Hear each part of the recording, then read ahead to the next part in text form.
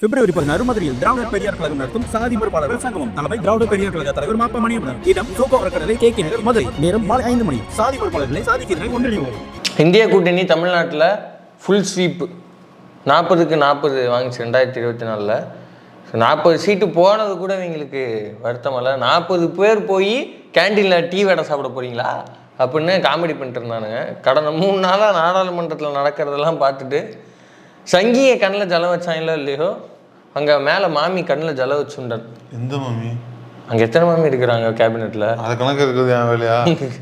ஒரே ஒரு மாமி தான் இருக்கிறாங்க, நம்ம நிம்மி மாமி. ஒன்று மட்டும் தெரியும், அங்கே ஆப்போசிட்ல எந்த முஸ்லீம் எம்பியும் கிடையாதுங்கிறது எனக்கு தெரியும். அது தெரியும், அது தெரியும், அது தெரியும். அது எத்தனை வருஷம் ஆனாலும் அங்கே நடக்காதுன்னு தெரியும். ஆப்போசிட் பிஜேபியில் இருந்தாங்கன்னா அது நடக்க போகிறது இல்லைங்கிறது தெரியும். நிம்மி மாமி லிட்டரலாக பார்லிமெண்ட்டில் கண்ணில் ஜலம் வச்சுண்டன். ஜலமா? ஆமா ஆமா, அவங்களா? அவங்களே அப்ப அவங்க தான் பல பேர் அழுவ விடுவாங்க. இந்திய மக்களே கொரோனா டைம்ல எல்லாரும் நடந்து போகடா, நடந்து போகடா நம்பாங்க. நம்ம நிதி கேட்டா கொடுக்க மாட்டாங்க. வெங்காயம் சாப்பிட்றது இல்லை சார், பூண்டு வெங்காயம் சாப்பிட்றது இல்லை. அந்த மாதிரி நம்மள தான் அழுவ விடும். அவங்கள அழுவ விட்டாங்கன்னா அவ்வளோ பேர் டான் யாரா உள்ளது? ஒருத்தர் 2 பேர்னா சொல்லலாம். லோக்சபா ராஜ்யசபான்னு இருக்கிற பூரா எம்பி ரேக் பண்றாங்க. அப்புறம் யாரை நான் சொல்றது, எத்தனையா சொல்றது? இவ்வளோ பேர் ஆட்கள் இருக்காங்களா? யார் அது? இதெல்லாம் யார் யாரெல்லாம் ரேக் பண்ணாங்க, என்னென்னலாம் ரேக் பண்ணாங்கன்னு உள்ள நம்ம சொல்றோம். ஆமா ஆமா, வீடியோ ஆதாரம் இருக்கா? வீடியோ ஆதாரம் ஃபுட்டேஜே இருக்குது, அதையும் உள்ள ப்ளே பண்ணி விடுவோம். அது மட்டும் கிடையாது, இவங்க பார்லிமெண்ட்ல இன்னொரு ஊழ வேலையும் பார்த்து விட்டுருக்காங்க. என்ன வேலை? ஊழ வேலை. அந்த வேலை என்ன, அதை யூடியூப் வீடியோஸ் முன்னாடியே கணிச்சு சொல்லி இருக்குது. நம்ம 2 பேரும் தான் சொன்னோம் என்னது அது என்னங்கிறதையும் இந்த வீடியோல எக்ஸ்க்ளூசிவா என்னமோ சொல்றான், என்னன்னு பார்ப்போம். இருக்கு.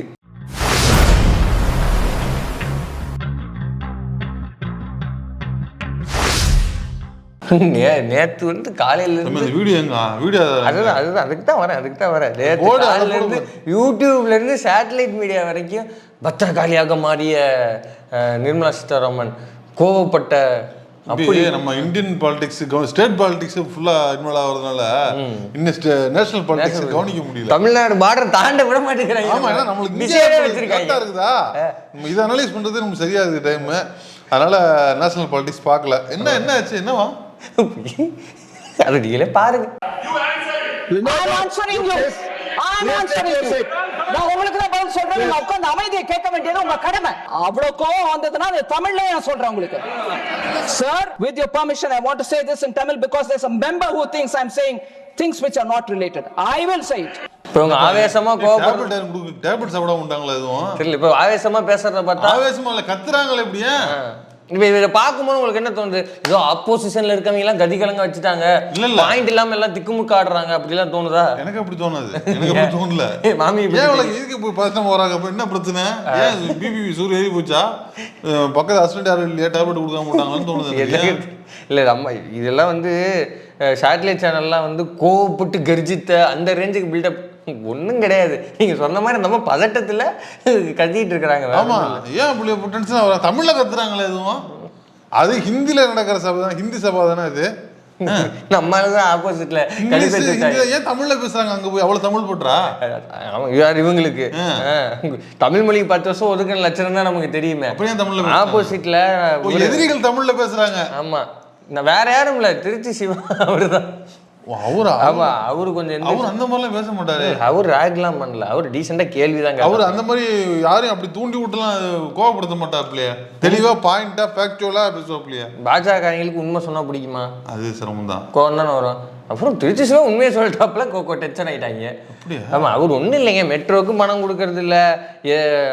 சமீபத்தில் வேற அந்த கல்விக்கான சமக்ர சிக்ஷா அபியான் அந்த ஸ்கீமுக்கு கீழே வர பணத்தை தான் டைவெர்ட் பண்ணி விட்டாங்கல்ல. இந்த மாதிரியான பிரச்சனைகள்லாம் போயிட்டு இருக்க விட்டு தமிழ்நாட்டுக்கு எதுவுமே செய்ய மாட்டேங்கிறீங்க அப்படிங்கிற கேள்வியே திருச்சி சிவா அவர்கள் வந்து எழுப்புறாரு. அதை விட்டு இவங்க பதில் சொல்ற போறேன் அப்படின்ட்டு எந்திரிச்சு கத்துனதாக எல்லாரும் நம்பிக்கிட்டு இருக்காங்க. ஆனா அது கிடையாது. அதுக்கு முந்தா நாள் ஒரு சம்பவம் நடந்துச்சு. லோக்சபா ராஜ்யசபான்னு இருக்கிறவங்க எம்பி பூரா நிம்மி மாமியை ரேக் பண்றாங்கப்பா. எதுக்கு? இது மிகவும் தவறான விஷயம். இது வந்து முதல்ல யூடியூப் டஸ் கண்டிச்சுக்குது. கண்டிங்க நீங்க முதல்ல கண்டிங்க, நான் சொல்றேன். தெரியாமலாம் நீங்க கண்டிங்க, நான் சொல்றேன். அப்படிலாம் செய்யக்கூடாதா? என்னன்னு சொல்லு. நீ மட்டும் உன் இஷ்டத்துக்கு கண்டிச்சிட்டீங்க, எனக்குன்னு ஒண்ணு இருக்குல்ல. அது எப்படி சொல்ல போச்சு? எதுனால கண்டிச்சாங்க? ஒண்ணும் இல்ல, நம்ம கபில் சிபில் இருக்காருல்ல. ஆமா இருக்காரு. அவரும் எம்பியா தான் இருக்காரு. லாயராவும் இருக்காரு, எம்பியாவும் இருக்கிறாரு. அவரு என்ன கேட்டாரு, ஏங்க உலகம் வந்து எங்கெங்கயோ போயிட்டு இருக்கு, ஆர்டிபிஷியல் இன்டெலிஜென்ஸுங்கிறான், டீப் டெக்னாலஜிங்கிறான், என்னென்னமோ டீப் லேர்னிங்கிறான், என்னென்னமோ பேசிக்கிட்டு இருக்காங்க. நம்ம பட்ஜெட்ல அப்படி எதுவுமே இல்லையேங்க. இதுக்கு ₹1 கூட ஒதுக்கல. இதை பத்தியெல்லாம் தெரியுமா தெரியாதா? ஏஐனா என்னன்னே தெரிய மாட்டேங்குதுங்க இந்த நிதியமைச்சருக்கு. இவங்க எல்லாம் வச்சுட்டு என்ன பண்றது? இந்த அம்மா அது ஆயிடுச்சு இதாச்சு. இவங்க எதுவுமே செய்யாம 10 வருஷம் உட்காந்துருந்தாங்கல்ல. இதே மாதிரி விட்டா கூட இந்தியா பாட்டுக்கு வளர்றாங்க செய்யும். ஏன்னா இது அவ்வளோ கோடி பாப்புலேஷன் இருக்கிற கண்ட்ரி. இவங்க வந்து இந்த சின்ன சின்ன வளர்ச்சியெல்லாம் ஏதோ இவங்களோட சாதனை மாதிரி சொல்றாங்க. அதெல்லாம் ஒண்ணுமே இல்லைங்க அப்படின்னு அவர் பங்கு கலாய்ச்சிட்டு போயிட்டாரு. அப்புறம் இந்த ஜான் பிரிட்டாஸ்னு நம்ம சேட்டன் தான், அவரு கேரளா எம்பி.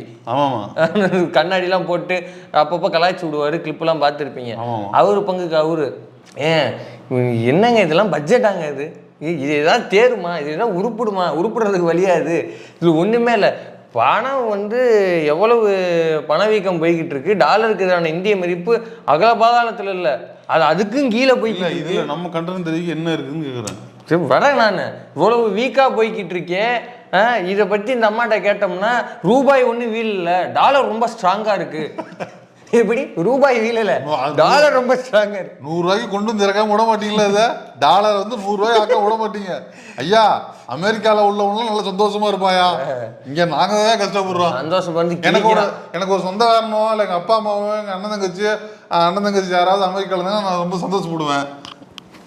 வாய்ப்பு இல்லை, வாய்ப்பே இல்லை. எனக்கு யாருமே இல்லை, நான் எப்படி சந்தோஷப்பட முடியும்? அதுல இதெல்லாம் கேட்டு விட்டு அந்த அம்மா 2014 பேசுனது 16 பேசுனதெல்லாம் எண்ணி வச்சு ரோஸ்ட் பண்றாப்புல. அது பார்லிமெண்டா இல்ல எதுவும் என்ன? அவரு கொஞ்சம் கடுமையான ஆளுதான், அவரு நடிப்பாரு அவரு. ஆமா, அவரு பங்கு அவரு. இது ஏன்டா கண்டனம் தெரிவிச்சோம், அது என்னன்னு சொல்ற? கொல்கத்தால இன்னொருத்தர் அவர் அதுக்கு மேல சாக்கெட் கோகலேன்னு பானர்ஜி கட்சிக்காரர் தான் அவரு. வரினா வரி மாதிரி வாங்குங்க, மக்களோட ரத்தத்தை குடிக்காதீங்க போட்டு அப்படிங்கிற ரேஞ்சுக்கு பூரா உண்மையும் சொல்லிவிட்டாங்க. இப்படி மாத்து கட்டையில ஒரு பெண் என்றும் பாராமல் நீங்க இவ்வளவு பேர் சேர்ந்து ரோஸ்ட் பண்ணலாமா? பெண்ணு பென்சில்னா அதுக்கு மரியாதை, அதுக்கு கிடையாது, நீங்க செய்யற வேலைக்கு தான் மரியாதை. அது எப்படின்னா ஒரு பெண்ணை போட்டு இத்தனை ஆண்கள், இத்தனை ஆண் சமுதாயம் ரோஸ்ட் பண்ணுது, அப்ப இதை கண்டிக்க மாட்டீங்களா நீங்க? அப்படிலாம் கிடையாது. நீங்க தேர்ந்தெடுத்துட்டு வந்தா கூட நம்ம எதாவது சொல்லலாம். நீங்க வந்து நியமன எம்பி தான் நீங்க இதா இருக்கீங்க. எதுக்கு நியமிச்சாங்க நினைக்கிறேன், ரோஸ்ட் பூரா வாங்குறதுக்கு தான். இல்ல இன்னொன்னு வந்து நீங்க சரியா எதிர்கட்சினா கேள்வி கேட்க தானப்பா செய்யும். எனக்கு இருந்தாலும் ஒரு பெண்ணுன்னு போட்டு ரோஸ்ட் பண்ண கூடாது. பெண் என்றால் பெண் என்றால் இப்படி ரோஸ்ட் பண்ணலாமா? அதுக்கு அது ரோஸ்ட் இல்ல, நியாயமான எதிர்கட்சியோட கேள்வி தம்பி. பெண் தானே சாப்பிட்டா இருப்போம் நினைக்காதீங்க, அவங்களும் சாதாரணமா இல்ல, எல்லாரும் அழுவ விடுறவங்க. கொரோனா டைமா இருந்தாலும் நடந்தே போடா, 500 கிலோமீட்டர் நடந்தே போய் சேரு, போ நடந்து போ, எவ்வளவு காசு இருந்தாலும் விட்டு உண்டியல்ல போடாத தட்டுல போடு அப்படின்னு உரிமையை பேசுறவங்கடா அவங்க. நீங்க ஒரு இலகன மனுஷக்காரரு, நீங்க சப்போர்ட் பண்ணுவீங்கன்னு கண்டிக்கலாம் சொல்ல. இல்ல அவங்க எதுக்கு கண்டிக்க சொன்னா அதை சொல்லுங்க, இன்னும் புரியல எனக்கு. ஒரு பெண்ணுன்னு அவங்க பெண்ணை போய் இப்படி இத்தனை பேர் கலாய்க்கிறாங்க, இது நீங்க கண்டிக்க மாட்டீங்களா? இது உங்களுக்கு பிரச்சனையா தெரியலையா? திட்டு வாங்கினா ஸ்ட்ராங் ஆக முடியும். என்னன்னு பேர் வாங்கணும்ல, அப்பதானே இரும்பு மனிதனே. இப்ப இவ்வளவு விமர்சனத்தையும் வாங்கினாதான் நீ இரும்பு அடி கிரிகாலா உடம்பு இரும்பு மாதிரி வச்சுக்கடா அப்படின்னு. என்ன வடிவேலு இவ்வளவு இடத்துல அடி வாங்கினதுனாலதான் இப்படி இருக்காரு. அது மாதிரி இவங்களும் சொற்களால விமர்சன அடிகள் வாங்கினாங்கன்னு வச்சுக்கேன், ஸ்ட்ராங் அயன்ல ஐடியா வரதுக்கு தான் நடக்குது. இப்படி ராஜ்யசபா போனாலும் மிதிக்கிறாங்க, லோக்சபா போனாலும் மிதிக்கிறாங்க. இந்த ஃப்ரஸ்ட்ரேஷன்லயே உட்காந்துருந்தா மாமிய திருச்சி சிவானந்தம் போய் பேசுறாங்களா? ஆமா, உண்மையை கேட்கணும். அதனால எப்பவுமே கொஞ்சம் கடுகடுன்னு ஒரு மாதிரி இருக்கிறாங்க. ஆமா, எப்ப போனாலும் எக்கனாமிக்ஸ பத்தியே கேள்வி கேட்டா அந்த மாதிரி தெரிஞ்சா அதை பண்ண போறாங்க, அந்த மாதிரி தெரியாதுங்க. அது அங்க உள்ள விட்ட ரைடெல்லாம் நம்மள்ட்ட வெளில வந்து பிரஸ் ரிப்போர்ட் கொந்துருக்காங்க. ஆமா சார், கரெக்டா கேளுங்க சார், நீங்க பாட்டு விஷயத்து கேட்பீங்களா அப்படின்லாம் கேட்கறாங்களே. இந்த ஊர்ல ஒரு பழமொழி சொல்லல, ஊரு கிளச்சவன் பிள்ளையார் கோயில் ஆண்டி, அந்த மாதிரி ஊருக்கு லட்சவே ரிப்போர்ட் இருந்து அந்த அம்மா வந்து ரிப்போர்ட் விட்டு காட்டுன்னு காட்டுறாங்க, அங்கே பதில் சொல்றது கிடையாது. அந்த அடிப்படையில் சரி ஏதோ ஆவேசமா பேசுறாங்க, சரி இவங்கள தான் பயன்டா பேசுவாங்கன்னு பார்த்தா ஒன்றும் கிடையாது. அதே பழைய சப்பக்கட்டு தான். நாங்கள் அந்த திட்டத்துக்கு இத்தனை கோடி கொடுத்தோம், இந்த திட்டத்துக்கு இத்தனை கோடி கொடுத்தோம், இதெல்லாம் போய் தமிழ்நாட்டில் சொல்லுங்க. கொடுத்தா இருக்க போகுது, இருக்கிறத காட்ட போகுது, இங்கே எதுவுமே இல்லையே. ஸோ ஆனால் நீ அப்போ கடைசி வரைக்கும் ஒரு பெண்ணை கலாய்ச்சது நீங்கள் வந்து என்னடே ஒரு முற்போக்குவாதியாக இருந்துட்டு இல்லைப்பா, விமர்சனம் பெண் தானே சாப்பிட்டா இருப்பா அப்படின்னு நினைக்க கூடாது. இந்த மாதிரி பார்த்து நான் அவங்கள வந்து ஒரு இரும்பு பெண்மணி ஆக்குறதுக்காக நான் பாட்டு போடுறேன். மொத்தத்தையும் முடிச்சு விட இவங்க யார் அவங்க இந்திரா காந்தியை சொல்லுவாங்க, அப்புறம் ஐரன் லேடி இங்கே ஜெயலலிதாவை சொல்லுவாங்க. அதுக்கப்புறம் இந்த ஏராவில் இன்னும் யாரும் வரல. ஐரன் லேடி ஐரன் லேடி ஆகட்டுமே திட்டுவாங்க. என்ன மோசமாக போகுது பிடிக்கிறீங்களா? இவங்களை போய் இந்திரா காந்தியோட நீங்க ஒப்பிட்டு விட்டீங்களா?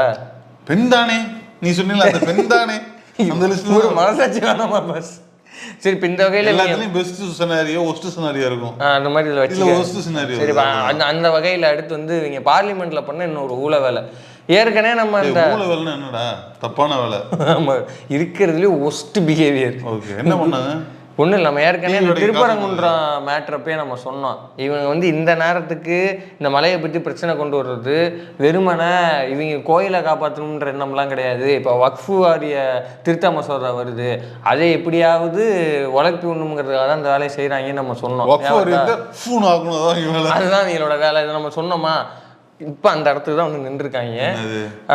ஏற்கனவே வந்து அண்ணா ஆராசா, புதுக்கோட்டை மாமா அப்துல்லா உள்ளிட்டோர் வந்து அந்த ஜேபிசி ஜாயின்ட் பார்லிமெண்ட்ரி கமிட்டி போட்டாங்க.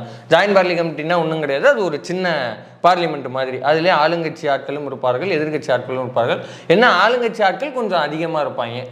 இவங்கெல்லாம் சேர்ந்து இப்போ ஏதாவது ஒரு மசோதாவோ ஒரு திட்டமோ வருது, அது மிகப்பெரிய சர்ச்சைக்குள்ளாகுது, இல்லை ஏதோ ஒரு ஊழல் குற்றச்சாட்டு போன்ற முக்கிய விஷயங்கள் வருது, அதை வந்து பார்லிமெண்ட்ல வச்சு விவாதிக்க முடியாது. ரொம்ப நாட்கள் எடுக்கும், ரொம்ப டைம் எடுக்கும் எல்லாருக்கும். ஏன்னா ஜெய் ஸ்ரீராம் சொல்றது நேரம் சரியா இருக்கும். எங்களுக்கு அது விட மாட்டாங்க. அப்புறம் வந்து இன்னொன்னு ஜெய் ஜெகநாத் பூரி ஜெகநாத் அவரே சொல்றது நேரம் சரியா இருக்கும். எங்களுக்கு வேலை செய்வது கடினமாக இருப்பதால். ஸோ இந்த மாதிரி கடுமையான பணிகளுக்கு இடையே இந்த மாதிரி முக்கியமான விஷயங்கள் விட்டு போயிடக்கூடாது என்பதற்காக முக்கியமான விஷயத்தை வெளில விசாரிப்பாங்க, விசாரிப்பாங்க. அதுதான் பார்லிமெண்ட். ஸோ இப்படியான விஷயத்துக்காக ஜேபிசி அமைக்கப்படும். இது பல்வேறு வழக்குக்காக ஜேபிசி அமைக்கப்பட்டிருக்குது. 2G வழக்கு உட்பட எல்லாத்துக்கும் ஜேபிசி அமைக்கப்பட்டிருக்குது. அந்த வகையில் வக்ஃபு வாரிய திருத்த மசோதாக்கும் இங்கே ஜேபிசி போட்டாங்க. அது ஆரம்பித்த நாளில் இருந்து அண்ணா ஆராசா பல்வேறு குற்றச்சாட்டுகளை சொல்லிட்டு இருக்காரு. அதை பற்றி நம்மளும் அவ்வப்போது பதிவு செய்து வந்திருக்கிறோம். அந்த வகையில் கடைசியாக கமிட்டி ரிப்போர்ட்டு கொடுத்துட்டாங்க. அதில் என்ன முறை அப்படின்னு அப்துல்லா அவர்கள் சொல்கிறாருன்னா, இப்போ ஒரு திருத்த மசோதா வருதுங்க, அந்த குழு கூடி ஒவ்வொருத்தவங்களோட கருத்தை சொல்லி அது என்னென்ன திருத்தங்கள் வந்து வேணுமோ அதெல்லாம் செய்வோம்.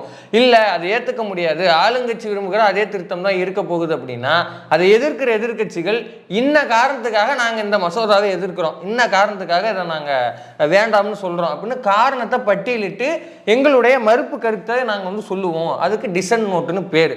இதை நாங்கள் வந்து சப்மிட் பண்ணோம். ஆனால் இவங்க என்ன பண்ணுறாங்க, அதை அப்படியே பப்ளிஷ் பண்ணணும், அது அப்படியே இதில் இருக்கணும்.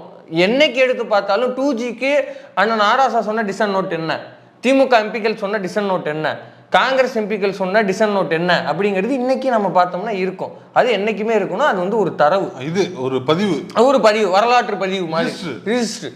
இப்போ அப்படியான விஷயங்கள் இருக்கணும். இந்த பாஜக ஆளுங்கட்சி என்ன பண்ணுதுன்னா, அந்த டிசன்ட் நோட்ல அவங்களுக்கு பிடிக்காத வார்த்தையெல்லாம் எழுதி வச்சிருக்காங்களா, ஒயிட்னர் வச்சு அழிக்கிறாங்க.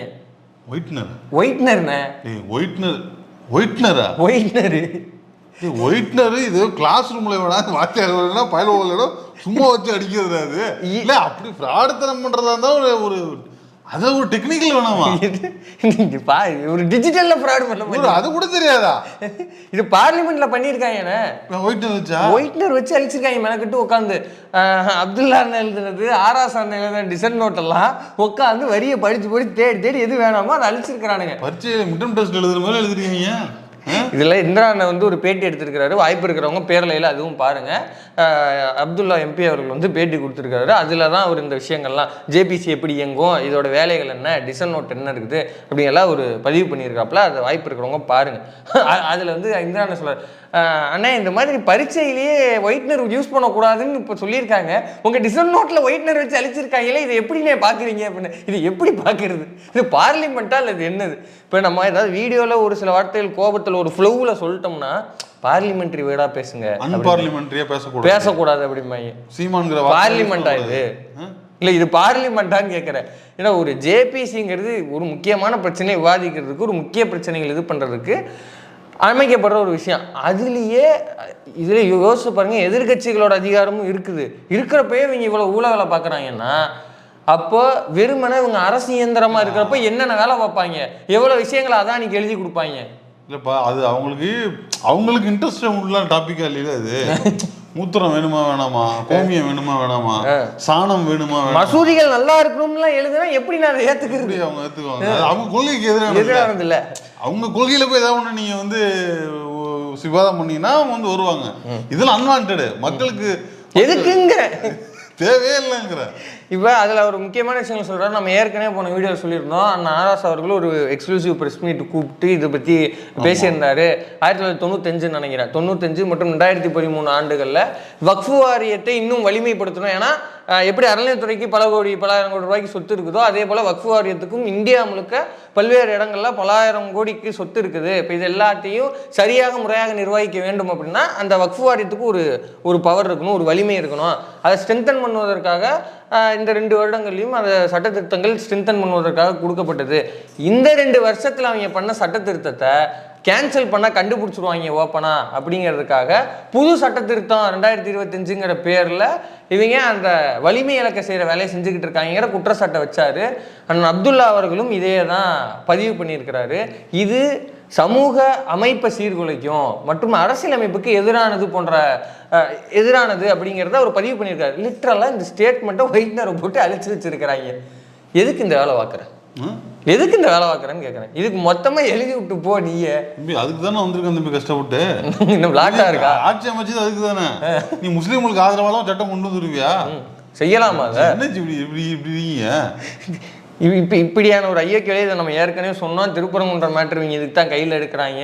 இவங்க முழுக்க முக்கியமான தகவல் சொல்றேன் பாரு. இன்னைக்கு வந்து மெட்ராஸ்ல ஹைகோர்ட்ல போய் சென்னையில வந்து ஊர்வலம் நடத்துறதுக்கு திருப்பரங்குன்றத்தை அது எப்படி அதை சொல்லுங்க, அழிச்சு சொல்லுங்க. திருப்பரங்குன்றத்துல ஒரு பிரச்சனைங்க, அதை கண்டிச்சுனாங்க சென்னையில ஊர்வலம் போடுறோம். அதுக்கு வந்து இந்து முன்னணி வந்து பர்மிஷன் கேட்டா, நீ யாரு எதுக்கு முன்னணி இல்ல, நீ இந்து பின்னணி ஆக்குறத அதனால வந்து இதுக்கு பர்மிஷன் கொடுக்க முடியாது, ஓடி போயிட்டாங்க.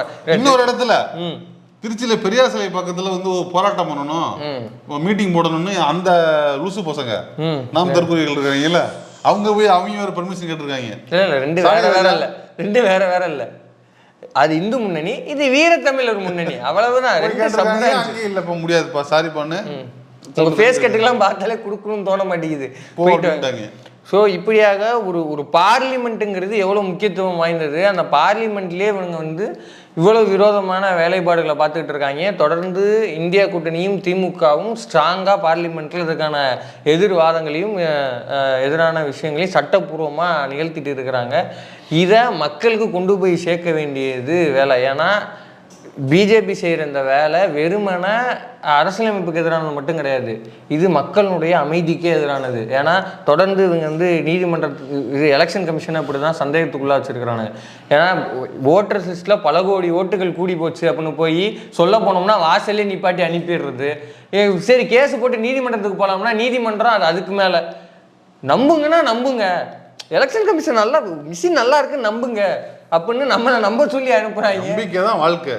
அதுவும் இல்லாமல் தலைமை நீதிபதியாக இருந்தவங்கெல்லாம் நான் ராமர்கிட்ட கேட்டு தான் தீர்ப்பு எழுதினேன் போன்ற விமர்சனங்கள்லாம் வைக்கிறப்போ மக்களுக்கு ஒரு நம்பிக்கை இழப்பதற்கான வாய்ப்புகள் அதிகமாக இருக்கும். நீங்கள் தொடர்ந்து பார்லிமெண்ட்லேயும் இதே வேலையை பார்க்குறீங்க, இந்த விஷயம்லாம் மக்கள் நோக்கி போனதுன்னா மக்கள் ஜனநாயகத்துக்கு மீதான நம்பிக்கை இழக்க செய்கிற ஒரு விஷயமா போய் அமைஞ்சிருமோன்னு எல்லாம் பயப்படுறாங்க. இதுக்கெல்லாம் ஒரே தீர்வு தான். என்னது?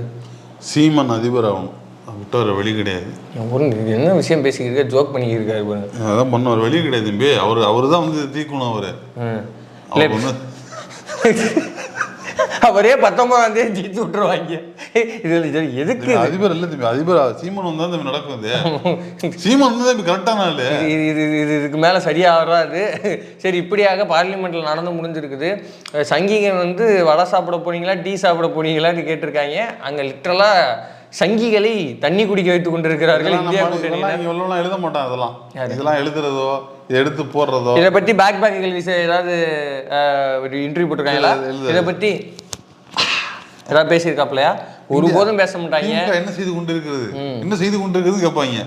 செஞ்சா பேச மாட்டாங்க, செஞ்சதை எதையும் பேச மாட்டாங்க. பாருங்க, யோசிச்சு பாருங்க, ஒரு டிசன் நோட்டு, ஒரு மறுப்பு கடிதம் அப்துல்லா அவர்கள் சொல்றாரு, நாளைக்கே இதை கோர்ட்டுக்கு எடுத்துட்டு போய் வாதாடணும்னா நீங்க பார்லிமெண்ட்ல எங்கேயாவது மறுப்பு தெரிவிச்சிருக்கீங்களான்னு தான் முதல் கேள்வி கேட்பான். அப்ப டிசன் நோட்ல ஒயிட்னரை போட்டு அரசு அழிச்சிருச்சுங்கன்னா நான் கோர்ட்ல சொல்ல முடியும், சொன்னா நம்புவானா அப்படின்னு கேட்கிறாரு. அப்ப இவங்க எவ்வளவு ஸ்ட்ரக்சரா அந்த வேலையை பாக்குறாங்கிறத பார்த்துங்க. இதை மக்கள்கிட்ட தெரிவிக்க வேண்டியது நம்மளோட கடமை. இதை எந்த அவங்கள இந்த நடுநிலை நக்கிகளும் இன்னொரு வார்த்தை அவங்கள சொல்லுவாங்க, நேஷனல் ஜேர்னலிஸ்டுகள். சீ இவங்க புரோக்கருங்க. எந்த டிஷர்ட் புரோக்கரும் பேச மாட்டாரு.